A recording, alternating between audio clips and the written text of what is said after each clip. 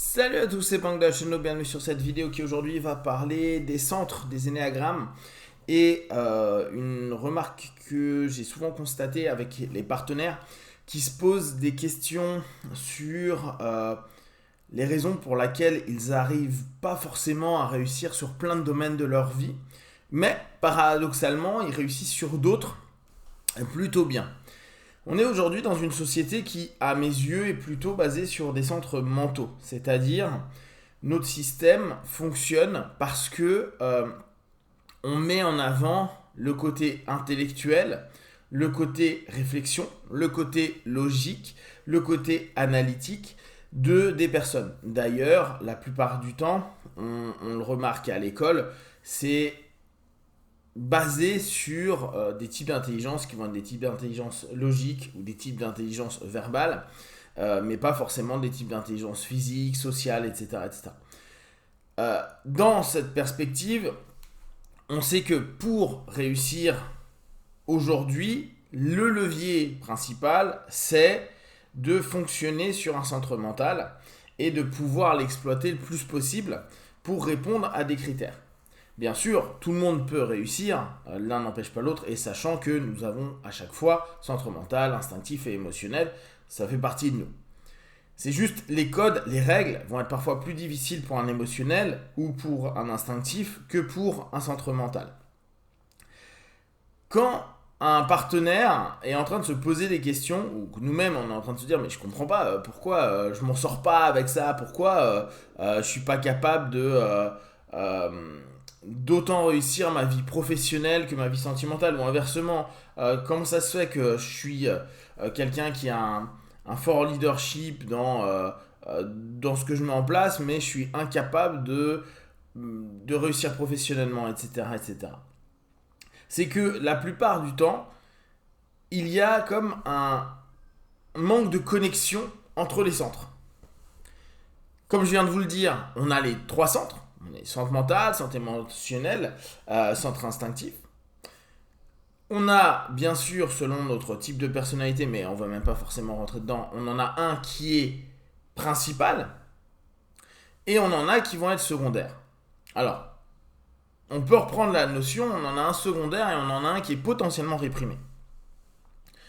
Et donc, en prenant cette idée-là, moi, par exemple, je vais avoir plutôt un centre instinctif qui va être associé, donc qui va être renforcé par un centre mental. Et mon centre réprimé, c'est mon centre émotionnel. Ce qui fait que je vais avoir des aptitudes, parfois à avoir cette notion très physique, très primitive, à avoir des idées, à avoir cette capacité parfois à driver, mettre en place, mettre en action, agir, et avoir un côté qui aime comprendre, rendre logique, capter sur différentes dimensions avec le centre mental. Par contre, au niveau émotionnel, dans le rapport même, dans l'intelligence par exemple sociale, ou dans l'intelligence purement émotionnelle en tant que telle, je suis à la ramasse. C'est-à-dire que je suis pas particulièrement je suis pas particulièrement à l'écoute des émotions. Et en plus, bon, pour ceux qui connaissent un petit peu les énagrammes et le type que je fais, la plupart du temps, les émotions vont se faire racketter par l'émotion colère. Donc, si émotion il y a, la plupart du temps, elle est colère. Quand un partenaire dit bah voilà, j'arrive pas à reproduire, et ça on pourrait reprendre les notions de PNL, on pourrait se dire mais attends, je peux modéliser ma réussite professionnelle dans ma vie sentimentale par exemple. Et ça d'ailleurs c'est une problématique qui est assez fréquente. Moi j'ai beaucoup de partenaires qui me disent ah bah moi ça marche bien, j'ai un bon boulot et tout, mais ma vie perso c'est la merde.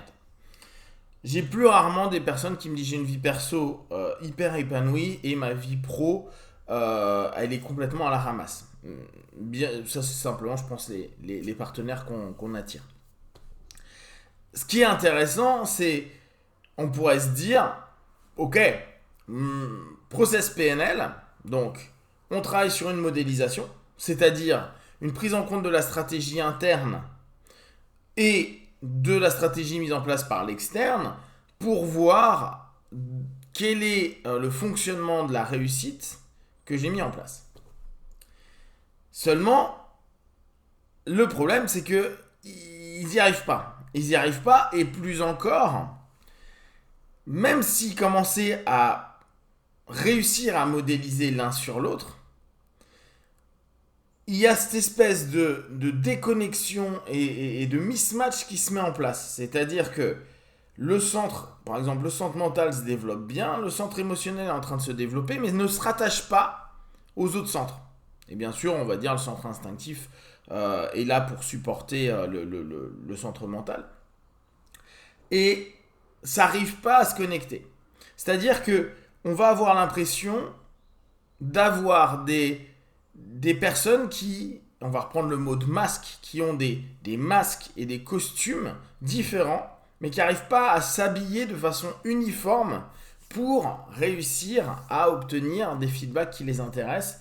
Et c'est comme si, dès qu'ils se perdaient, et souvent dans un centre réprimé, dans l'envie de développer cette facette 2, donc dans une relation, là si on reprend le centre émotionnel, ou dans une mise en action, ou dans une compréhension des choses, eh ben, va y avoir une espèce de barrière, et c'est comme s'ils changeaient de personnalité, j'exagère le terme, qu'ils mettent un nouveau masque, un nouveau costume, et qui n'arrivent pas à se retrouver au même niveau, ou dans l'écoute, ou dans le respect des autres centres.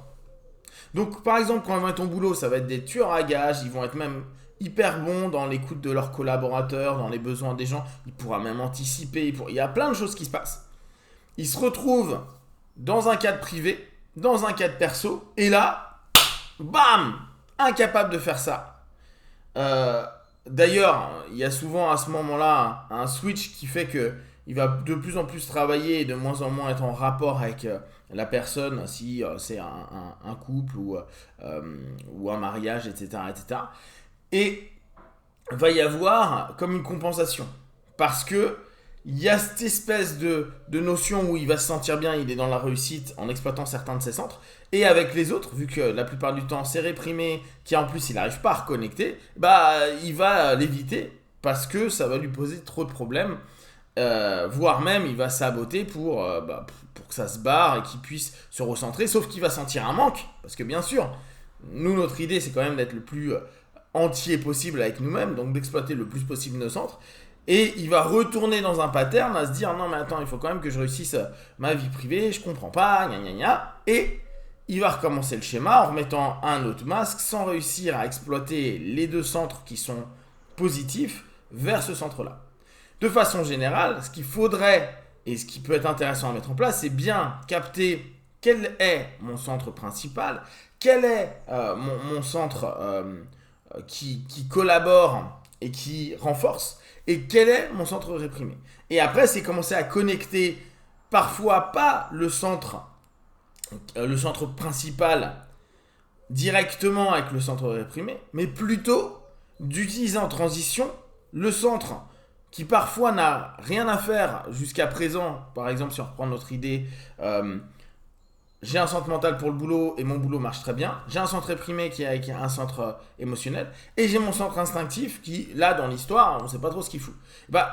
Ce qui est intéressant, et souvent le principe de lien que moi je propose, c'est de redévelopper la capacité à se connecter au centre instinctif pour l'exploiter avec le centre émotionnel pour pouvoir après réintégrer le centre mental dans ce duo qui s'est créé et recréer du lien et éviter donc cette espèce d'incapacité à se connecter et à matcher ensemble, et petit à petit commencer à faire un lien, sans parler de grosse connexion, et ouvrir le partenaire à plus de fluidité entre ces centres.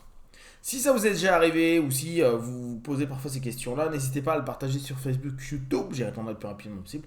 Comme d'habitude, de tout ce que je propose, ne prenez que ce qui est bon et juste pour vous. Testez, observez, analysez et concluez. Be one, ciao.